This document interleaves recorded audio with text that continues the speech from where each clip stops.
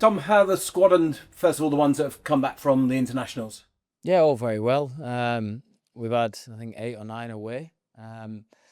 Unusual, really, because normally we have 7 or 8 playing all the games for all the minutes for their countries, and that wasn't the case this time. So physically, not as demanding for the guys who were away, but of it, a lot of long travels, but all come back well in good spirits. So that's me. I can uncross my fingers now.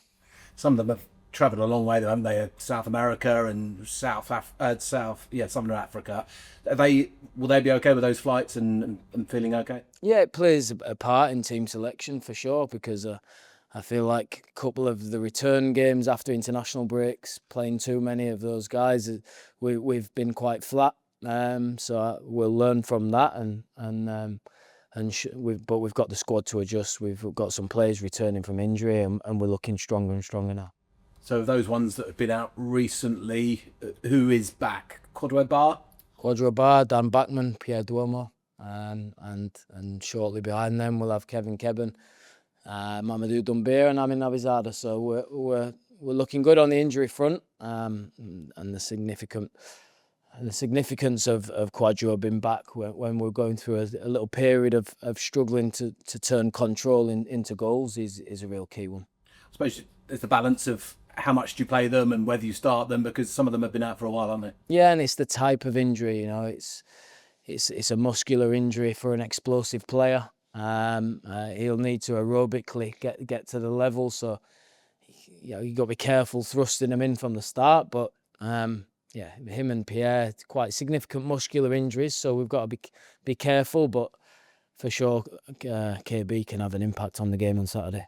It's a testament to Baah that he has probably been the really, really big loss, because he sometimes can be the difference of making a chance or getting a goal scoring opportunity with that burst of pace. Especially for the type of team we are, we've got a lot of midfielders and attacking midfielders with not too many genuine forwards, or people who can dominate 1v1 situations. So yeah, for sure we've missed him. What I would say is how professionally he's dealt with his rehab. I've seen a guy come to this club as a very immature and maybe didn't know what it took to be a professional, and he's turned his self around over the last 12 months, and it's been a pleasure to watch, and I hope to see him develop more. Duomo is okay as well to be involved this weekend? Yep. So another one who brings us more strength in depth, and the squad won't be looking as young as it has been in previous weeks. And with Bachmann back, that's a nice problem to have, isn't it? Because Selvik has hardly done anything wrong since coming into the team. Yeah, Selvik's been fantastic since coming to the club. He's really, it's gone hand in hand with our defensive record improving a lot, as well as James Abankwa and the change to a back four. So yeah, I'm really pleased with what Selvik's done, and the other two, Bachmann and Bond, will have to be patient. How's your defence going to look? Obviously, Abankwa's suspended. Sierralta's travelled a long way, hasn't he? Which leaves you then just a little bit light. Yeah, just a little bit. He's Angelo Ogbonna has had a non-footballing issue, a medical issue, not a serious one, and we wish Angelo well. Kevin Kebben has been a story of his season. Just when he looks to get going, he's had a setback. So yeah, it leaves us short. But Fran's done that trip to Chile many times and is experienced at this level, and he knows what it takes. So I've got no issues with that. And he was actually really good at Oxford, wasn't he, Sierralta? Yeah, he's solid. You know what you're going to get. He played behind me in the promotion season, so I know all the strengths that Fran brings, and against a team who plays with 3 centre halves and can carry an aerial threat, Fran's presence in that area of the pitch will really be important. What about up front? You've used Kayembe as a 9 recently. Will you consider that again, or might you just go back to your recognised striker? I've been really pleased with Bayo's reaction to that. Obviously, he had the birth of his newborn baby, and I saw him going through a little bit of a dip, but he's come back from international duty motivated, and he looks back to his old self. So he's got every chance this weekend. Doumbia, any chance of him being back before the end of the season? Yeah. Hopefully the triple game week, maybe not Bristol City, but Hull City's got a chance. 8 games left. It's probably 6. I think you said that you might need to get into the playoffs. Is that the target? Yeah, well, the target's 8. The realistic number will be lower than previous years, I think. 69, 70, something like that. But we're one at a time, and that's 3 points against Plymouth. Plymouth fighting for their lives. So many teams are either trying to get into the playoffs or trying to get away from the relegation zone. It's going to be a cracking end to the season. Yeah, it really is. For the neutral or for the supporters, it's every team seems like it's got something to play for. So it's good for you guys and the broadcasters because it looks like a really exciting last 5 weeks of the regular season, and I'm excited to be a part of that. Plymouth, them one, I thought happened down there with that late goal. It got them a draw. Yes, it's one that there's 2 or 3 that stand out that really sting, and 2 or 3 that we've nicked. Bristol City at home, I'm sure we probably stole a bit of a result, but it all evens itself out. But the Plymouth away one, yeah, for sure hurts a little bit more than the others because it was a game we deserved to win. I'm not sure he's scored since then, Andre Gray. Typical, isn't it? Yeah, it's one of those. It is really typical moments. Nice one. God. Yes. With a player like Baah, who the fans latch on to, when he comes back, is there a risk that they expect too much too soon?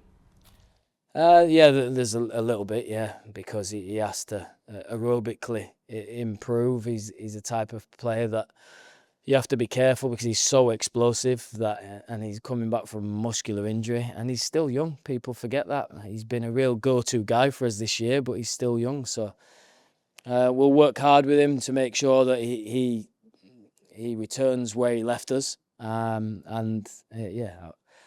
I wouldn't be surprised if he needs a little bit of time, but I also wouldn't be surprised if he comes back with a bang.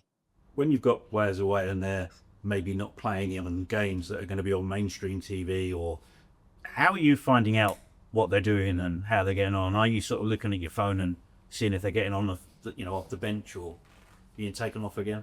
Yeah, so we have a platform that we can watch all our players' clips, and I try to do that. And also our team secretary does a great job in keeping me updated with he's played this many minutes, he's on this flight back, and yeah, I receive probably 6-7 emails per day with updates of where our players are at, minutes physically and logistically. When they go away, would you rather them play or not? Yeah, I want Watford to be represented on an international stage. That for me is development of the football club.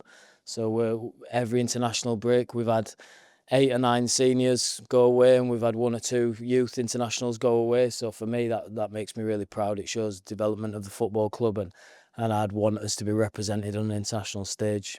There is a silver lining when they don't play, there's less risk of injury, but I'm happy to see us well represented on an international stage.